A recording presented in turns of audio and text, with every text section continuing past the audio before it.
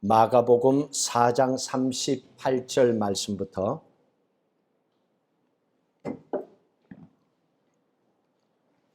함께 40절까지 읽도록 합니다.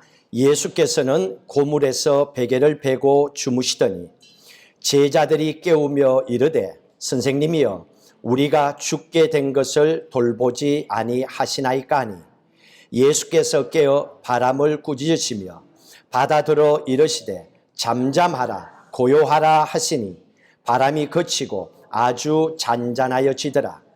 이에 제자들에게 이르시되 어찌하여 이렇게 무서워하느냐 너희가 어찌 믿음이 없느냐 하시니. 아멘. 어찌하여 무서워하느냐 제자들에게 말씀하고 계십니다.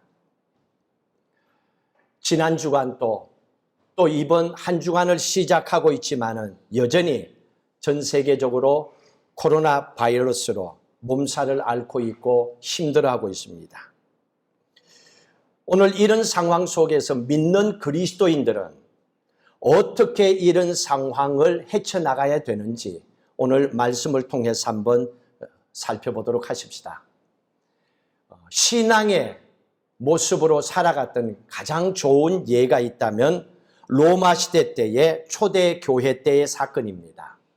기록에 보시면 초대 교회 때에 검은 망토를 입고 있었던 사람들의 모습입니다. 그 당시에 로마에 전염병이 퍼져서 길거리마다 많은 사람들이 죽어가고 그 죽어간 모든 사람들의 시신을 그 누구도 손댈 수 없는 공포감에 질려 있었던 상황입니다. 로마 당국에서조차도 손대지 못하는 그때에 저녁이 되면 검은 망토를 입은 사람들이 나와서 그 누구도 만지기 싫어하는 그 시신들을 잘 수습해서 간단하게 예배를 드리고 또 땅에 묻어주고 사라졌습니다. 그 일이 계속 반복됐습니다. 로마시에서 대체 검은 망토를 입은 사람들이 누구냐 궁금하고 찾아보았더니 그 사람들은 그 당시에 로마의 박해 때문에 산으로 가서 바위를 파서 거기에 가정과 신앙을 지키기 위해서 동굴 안에서 예배를 드리고 있었던 카타콤에 살았던 사람들입니다. 이 카타콤에서 숨어 지내는 그리스도인들이 까만 망토를 입고 밤이 되면 나와서 그 누구도 손대지 아니하는 로마 시내를 다니면서 모든 것을 정리하고 있었습니다.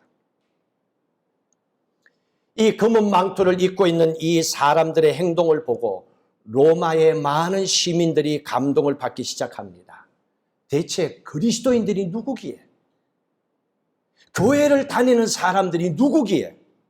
아무도 손대지 않는 전염이 되어서 자기도 죽을 수 있는 그런 상황 속에서 나가서 시신을 수습하고 로마시를 깨끗하게 정리할 수 있는가? 넝크리찬들이 그 상황을 보면서 이런 생각을 하기 시작했습니다. 그리고 이 마음들이 사여가면서 훗날에 로마가 공식적으로 기독교를 받아들이는 나라로 바뀌어져 나갈 수가 있었습니다. 크리스찬들의 변화된 삶이었죠. 오늘 본문의 말씀에 보시면 제자들이 어떻게 예수를 믿고 나서 믿음의 사람으로 변해가고 있는지를 보여주고 있습니다. 여러분, 교회에 다니는 사람들을 얘기하는 게 아니지요. 교회를 다녔으면 예수 그리스도와 함께 변화된 삶을 얘기해 주고 있습니다. 오늘 사건은 예수님과 함께 12 제자가 배를 타고 갑니다. 예수님과 함께 배를 타도 바람이 불고 파도가 치고 배에 그 물이 들어옵니다. 예수를 믿어도 기도 생활해도 어려움이 닥쳐올 때가 있습니다. 그러나 그 배에 타고 있던 예수님과 12 제자의 반응은 달랐습니다. 오늘 38절에 보시면 예수님께서는 고물에서 베개를 베고 주무시더라. 예수님은 그 파도가 치고 물이 배에 들어오고 그럼에도 예수님은 거기에서 주무시고 있었어요. 저는 이 풍랑 속에 배를 타고 야합 섬에서 하루를 걸려서 율리티라고 하는 섬에 선교를 간 적이 있습니다. 파도가 치고 배가 엎어져 갖고 끝날 것 같은 상황에 잠 안 옵니다. 그런데 예수님은 주무시고 있었습니다. 그런데 제자들은 어때요? 38절에 제자들은 예수님을 깨우면서 선생님이여 우리가 죽게 된 것을 돌보지 아니하시나이까. 예수님은 편히 주무시고 제자들은 죽었다 죽게 되었다 난리통입니다. 죽게 되었다. 지금 죽지 않았는데도 죽게 되었다 하는 말이 그 입에서 나오는 것은 불안하다는 얘기지요. 지금 제자들의 마음의 상태를 잘 표현해 주고 있습니다. 왜 제자들이 이런 상황 속에 아직 죽지도 않았는데 왜 불안해서 죽을 것 같다라고 그렇게 얘기하고 있습니까? 그것은 오늘 제자들의 입에서 나오는 말을 보니까 제자들은 예수를 믿는다라고는 하지만은 예수님을 잘 모르고 있어요. 예수님이 하나님의 아들이심을 모르고 있는 거예요. 어떻게 표현합니까? 오늘 보니까 선생님이요 라고 이렇게 38절에 표현하고 있잖아요. 여러분 선생님은 뭡니까? 나보다도 좀 배운 사람, 그래서 나를 가르쳐 주는 사람, 이게 선생이에요. 선생은 나를 먹여줄 만큼 능력 있는 사람도 아니고 내가 병들었을 때 나를 치료해 줄 수 있는 능력 있는 사람도 아니고 그냥 배운 것이 나보다 좀 많은 사람? 선생님이요. 이 수준으로 12 제자는 예수님을 바라보고 있었습니다. 그랬기 때문에 이 제자들은 여기서 선생님, 주님이라고 부르지 아니하고 선생님이라고 불렀던 것은 이 풍랑 속에서 배에 타고 계신 예수님은 풍랑을 잔잔케 하고 우리로 하여금 배 타고 가면서 안전하게 지켜줄 수 있는 그 능력의 하나님이라는 걸 믿지를 않았다는 얘기입니다. 믿었다면 이렇게 표현하지는 않았을 겁니다. 단지 선생님 정도로만 알았습니다. 여러분들이 믿는 하나님은 어떻습니까? 지금 또 많은 사람들은 이 코로나 바이러스 때문에 어떻게 할지를 몰라 하고 있습니다. 꼭 예수님을 바라보면서 넝크리 찬들, 또 교회를 다니되 예수님이 내 삶의 주인이 되지 못하고 모든 결단을 교회를 다니면서 내가 주인이 되어서 살아가는 사람들은 이런 상황을 보면서 이렇게 표현할 수도 있을 겁니다. 아마 예수님께서 지금 이런 상황을 얘기하면 예수님께서 이런 말씀을 하실지도 모른다. 야, 내가 살던 그 시대 이스라엘에는 신종, 바이러스, 코로나 바이러스, 야, 그런 건 없었어. 그렇기 때문에 나도 이거 코로나 바이러스 어떻게 해야 될지 몰라.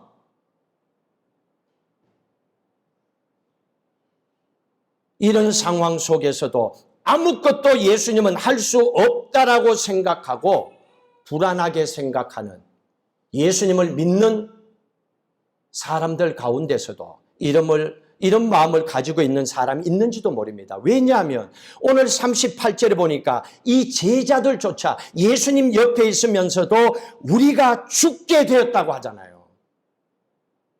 그 입에서 나오는 말이 죽게 됐대요.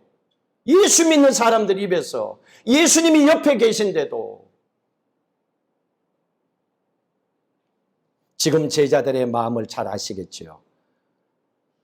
그런데 여기에서 놓쳐버린 건요, 제자들은 예수님이 함께 계신다는 걸 생각하고 살아야 되는데 그거를 가지지 않았습니다.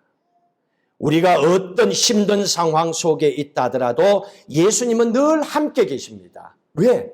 오늘 말씀해 보십시오. 예수님께서 38절에 예수님의 모습을 통해서 알 수 있습니다. 38절 같이 읽습니다. 예수께서는 고물에서 베개를 베고 주무시더라. 이 보십시오. 예수님은 뭘 믿고 그 풍랑이 일고 배가 뒤집어질 수도 있는데 거기에서 주무시고 계십니까? 예수님은 이런 상황 속에서도 하늘 아버지께서 나를 돌봐주고 계신다는 걸 알고 계셨기 때문에 편안하게 안 죽어, 걱정할 필요 없어, 그리고 편안하게 주무실 수가 있었던 겁니다. 이게 신앙이었습니다. 이게 예수님이 우리에게 보여주신 너희들의 신앙도 여기만큼 성장해야 된다. 그걸 제자들에게 보여주고 계십니다. 그리고 나서 예수님은 주무시는 걸로 끝나지 아니하고 일어나서 모든 풍랑을 잠재워 버립니다. 잠잠하라, 고요하라. 그리고 예수님의 말씀 한마디로 바다가 잔잔해졌습니다. 이 예수님, 이 능력의 손길을 통하여서 제자들을 안전하게 지켜주셨습니다. 사람들은요, 누구 할 것 없이 자기 속에, 자기 생각 속에 있는 것이 입을 통해서 밖으로 나오게 되어 있습니다. 예를 들면요, 마음에 평안함이 늘 있는 사람은 예수님이 나와 함께 하시기 때문에 나를 지켜주심을 믿고 살아가는 사람은 코로나 바이러스가 또 그거보다도 더한 일이 있다 하더라도 그 마음의 평안을 가지고 평안을 또 얘기합니다. 누구를 만나든 간에. 그러나 반대로 불안함이 그 안에 있는 사람들은 항상 누구를 만나든 간에 죽지도 않았는데 죽을 것 같은 이야기를 입으로 뱉고 있습니다. 가는 곳마다 그 사람과 만나면 모든 사람이 불안해하고 있습니다. 여러분, 오늘 이 말씀을 통해서 하나님께서는 우리에게 이런 마음을 가지기를 원하고 있습니다. 내가 너희와 함께하니 너희는 평안할지어다. 평안할지어다. 여러분들 예수 그리스도를 통하여 여러분도 평안하시고 여러분 가정도 안정시켜주시는, 그리고 안심하고 살아가도록 해주는 그리스도인의 삶을 살아가시기를 주의 이름으로 축복합니다. 이게 그리스도인들이 해줘야 될 사명입니다. 오늘 이런 상황 속에서 우리가 감당해야 될 일들입니다. 풍랑을 잔잔케 한 예수님을 보고 나서 제자들의 반응이 어땠습니까? 41절 보십시오. 예수님이 풍랑을 잔잔케 하고 나니까 제자들이 깜짝 놀랍니다. 41절 같이 읽습니다. 그들이 심히 두려워하여 서로 말하되 그가 누구이기에 바람과 바다도 순종하는가 하더라. 그가 누구이기에? 지금 바다를 잔잔케 한 그 사람이 누구야? 누구이기에? 그래서 신앙생활은요, 예수님이 어떤 분인지를 계속 배워나가는 것이 신앙생활이에요.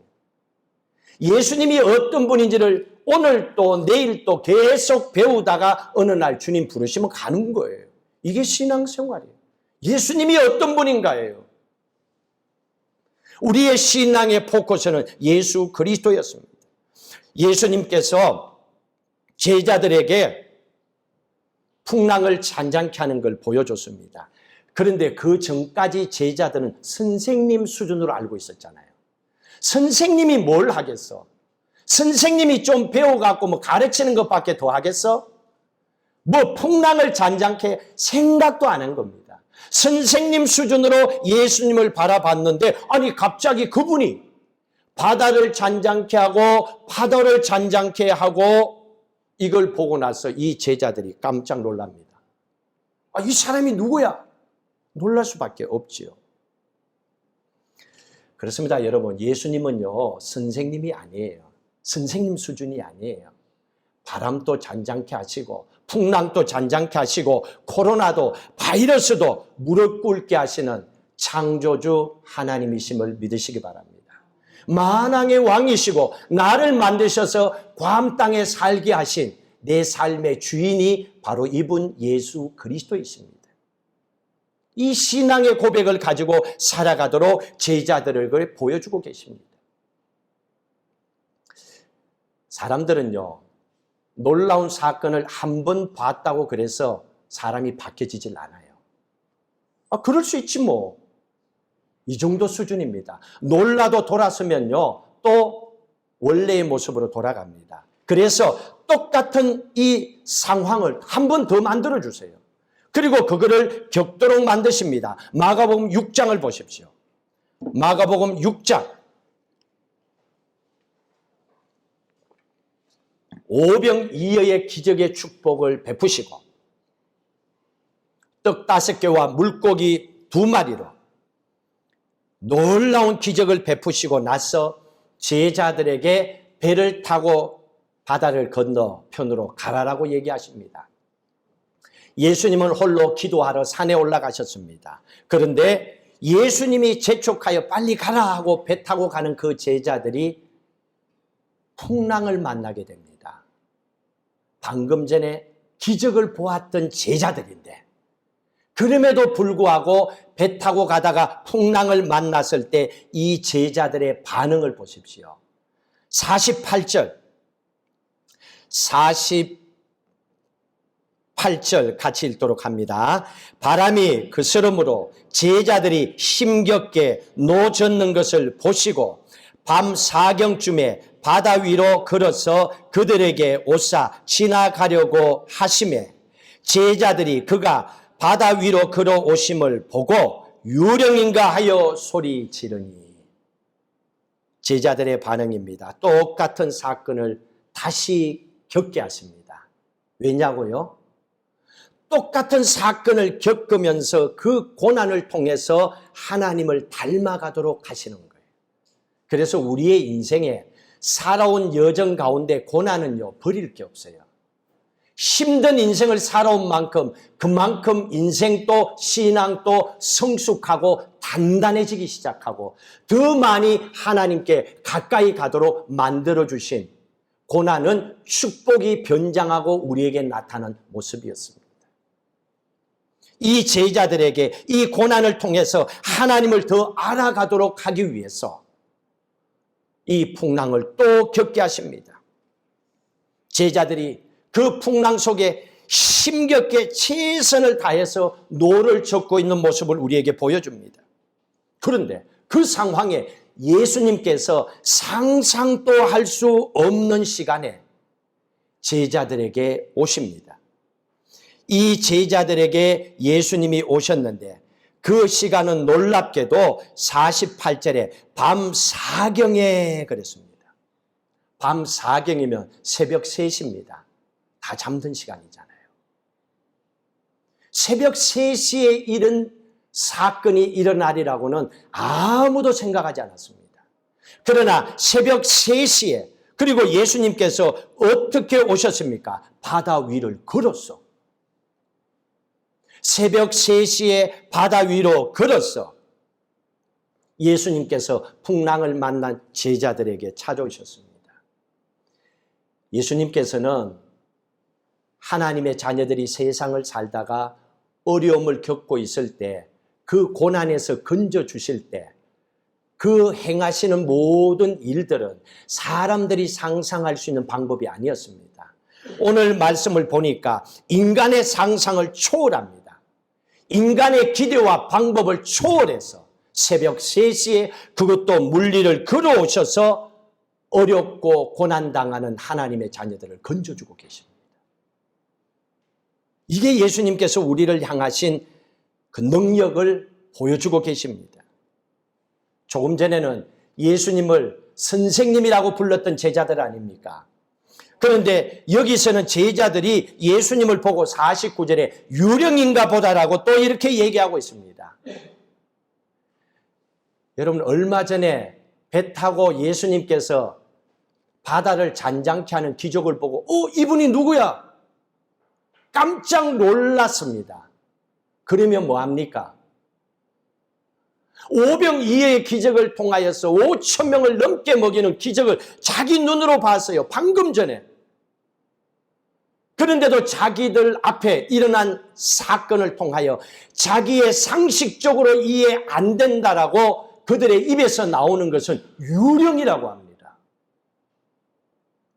이게 제자들이 현재의 모습을 보여주고 있습니다. 참 부족하지요. 예수님을 닮아간다고 하는 것이 쉽지가 않습니다. 우리의 삶의 모습을 한번 돌아보십시오. 우리가 지금까지 살아오면서 많은 것을 여러분들도 겪었습니다.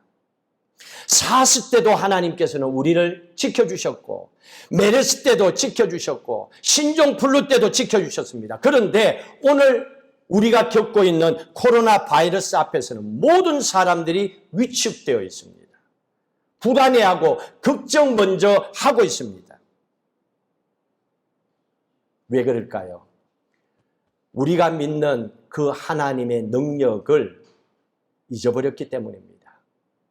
예수님께서는 이 코로나를 이기지 못하실 거야. 코로나로부터 교회도 지켜주지 못하실 거야. 그렇게 불안한 생각을 가지고 있는 사람이 있을지도 모릅니다. 조금 전에 풍랑을 향하여서 잠잠하라고 하면서 풍랑을 잠재우셨던 예수님께서 이번에는 이 제자들을 향하여서 50절의 말씀에 이렇게 하고 있습니다. 6장 50절 마가복음 같이 읽습니다. 그들이 다 예수를 보고 놀람이라. 이에 예수께서 곧 그들에게 말씀하여 이르시되 안심하라. 내니 두려워하지 말라. 예수님께서 제자들에게 안심하라. 내니 두려워 말라. 영어 성경에 보시면요, take courage라고 얘기하고 있습니다. Take courage. It is I. Don't be afraid. 예수님이 그렇게 하고 있습니다. 여기에서 안심하라, courage라고 하는 이 말을 보면요, 용기 있게 나서라 이 말입니다. 안심해라, 그냥 너 혼자나 그냥 지켜라가 아니에요. 용기를 내서 나서라. 이게 안심하라 그 말의 뜻입니다. 오늘 우리가 살아가는 이 시대의 그리스도인들은 힘들고 어려울수록 움츠릴 것이 아니라, 여러분 힘들고 어려울 때 어떻게 얘기합니까? 나는 빨리 천국 갔으면 좋겠어. 그렇게 고백한 적 없어요? 천국 가면 정말로 좋겠어. 그런데 실제적으로 그런 마음을 가지고 살고 있어요? 죽을까 싶어서 걱정하고 일단 나부터 살고 보자라고 그렇게 생각하고 있지는 않냐는 거예요. 오늘 이 약한 모습을 믿지 않는 사람들이 보고 틈을 타서 교회와 크리스찬들을 우습게 여기는 거예요.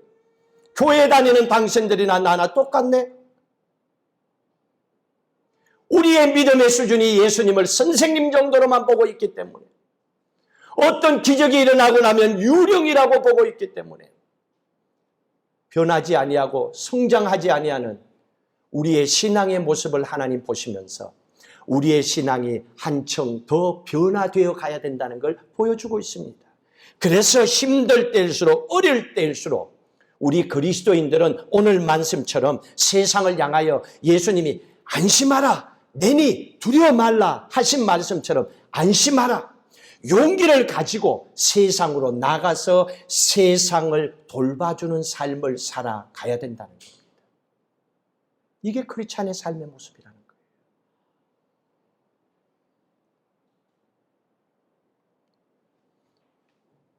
예수님께서 제자들이 선생님, 유령 이렇게 두려워 떨고 있는 그 상황에 머뭇거리도록 두지 않습니다.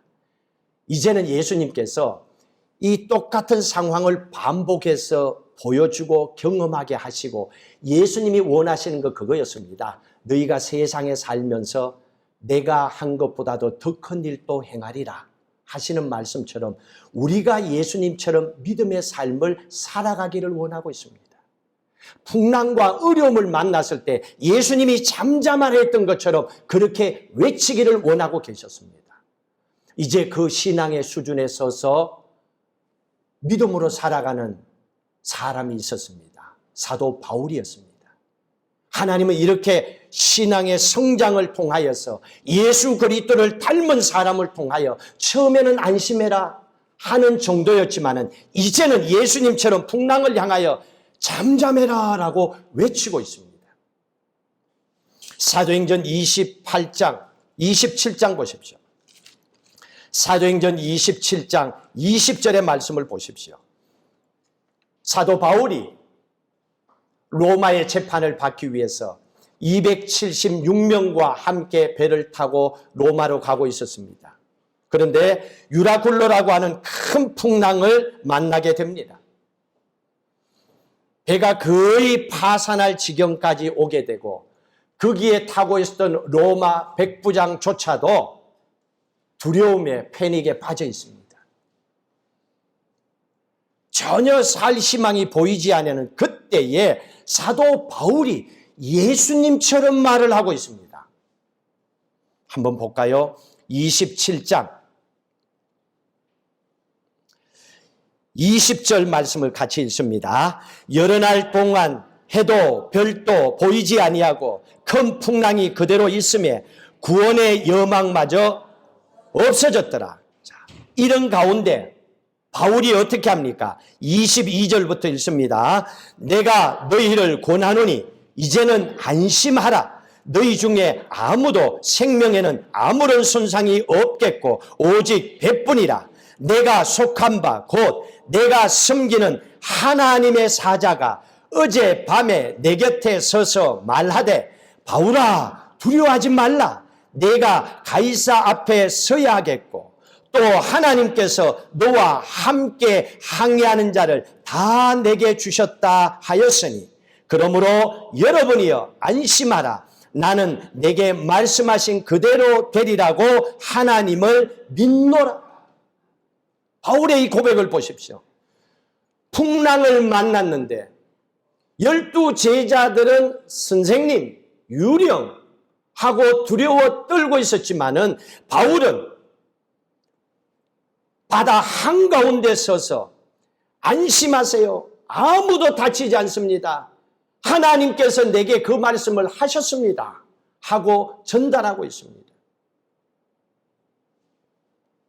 어떻게 바울이 이렇게 담대하게 외칠 수 있었습니까?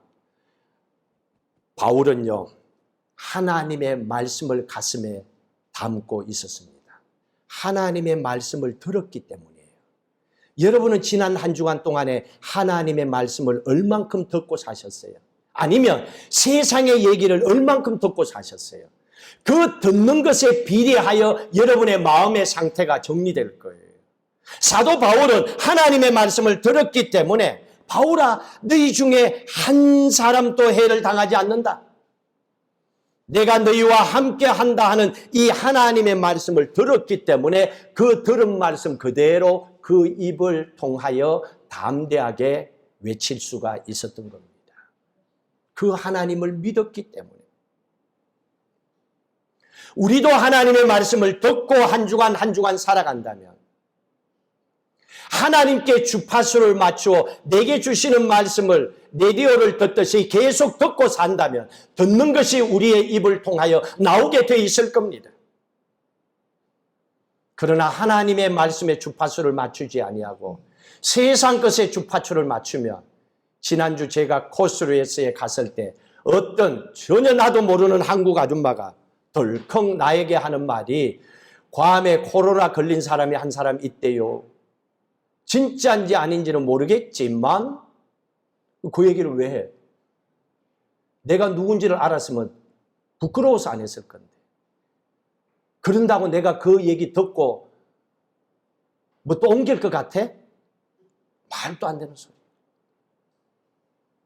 이런 축복의 땅에 살면서도 그 마음의 불안과 두려움으로 살고 있는 그 모습을 보면서 야, 이게 연약한 우리 인간들의 모습이구나. 우리가 하나님께 주파수를 맞추지 아니하고 세상 가운데 주파수를 맞추면 불안의 얘기에 주파수를 맞추면 나도 모르게 불안이 내 안에 퍼지기 시작하고 근심이 퍼지기 시작하고 심지어는 몸이 상하기도 합니다. 하나님은 그걸 알고 계셨기 때문에 우리가 이 땅에 살아갈 때 어려울 때일수록 더욱 하나님의 말씀에 귀를 기울이고 살아가라신 겁니다. 감사하잖아요. 지금은 사순절 기간이잖아요. 사순절이 어떤 기간입니까? 예수 그리스도 십자가 걸어가신 고난의 길을 우리도 함께 걸어가고 있잖아요. 이미 고난을 함께 지겠다고 결단한 사순절 기간에 살아가고 있잖아요. 그럼 뭐가 두려워요? 뭐가 걱정돼요? 기도하다가 주님 품에 안기면 더 감사합니다는 신앙의 고백을 할 수 있는 그 자리까지도 나갈 수가 있어야지요. 하나님은 그걸 우리에게 말씀해 주고 있습니다. 이 바울로부터 12 제자로부터 신앙의 훈련을 받고 그 신앙의 모습을 보았던 초대 교인들입니다. 그랬기 때문에 본대로 그대로 하는 거예요. 로마 당국은 세상 사람들은 세상 얘기만 들었기 때문에 다 도망간 그 상황에도 금은 망토 입은 카타콤에 신앙을 지탱하기 위해서 그렇게 몸부림치는 그 사람들이 로마 시내에 나아가서 시신들을 땅에 곱게 묻어주고 깨끗이 정리해주고 많은 사람들에게 감동을 주는 헌신의 삶을 살 수 있었던 것은 그들이 보았던 하나님이 그런 분이었기 때문입니다. 그와 함께 신앙생활했던 모든 크리스찬의 삶이 그런 신앙의 삶을 걸어갔기 때문입니다. 하나님은 여기까지 우리의 신앙이 성장해 나가고 변화되기를 원하고 계십니다. 지금 우리의 믿음의 레벨이 예수님을 봐도 선생님 정도 괜찮습니다.